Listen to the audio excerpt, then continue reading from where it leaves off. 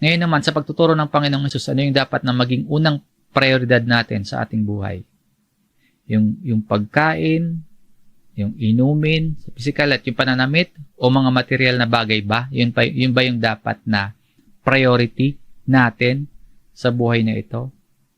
Mga mahalaga yon, pero hindi po yun ang sinasabi ng Panginoong Hesus na dapat na priority ng isang Kristiyano. Dahil lang, sabi mismo ng Panginoon sa Mateo 6:33, ngunit hanapin muna ninyo ang kanyang kaharian at ang kanyang katwiran. No, seek ye first the kingdom of God and His righteousness. At ang lahat ng mga bagay na ito ay pawang idaragdag sa inyo. Sa Greek word po ng seek or hanapin, ang ibig sabihin niyan, magpatuloy, hangarin, maglibot, magsikap, or magpursigi, mag-usisa.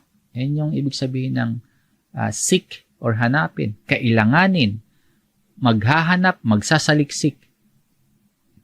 Ano ba yung mga dapat munang hahanapin? Ano ba yung mga dapat munang hahangarin or sasaliksikin? Bilang mga mananampalataya o mga believers po, ang dapat na isik or unahin o ang dapat na i-crave kaharian ng Diyos at ang kanyang katwiran. Yung salita ditong first o yung sa Tagalog po ay muna, maihahalin tulad natin yan sa ranking ng militar or ranggo. Bibigyan din po natin ito kasi challenging ito eh.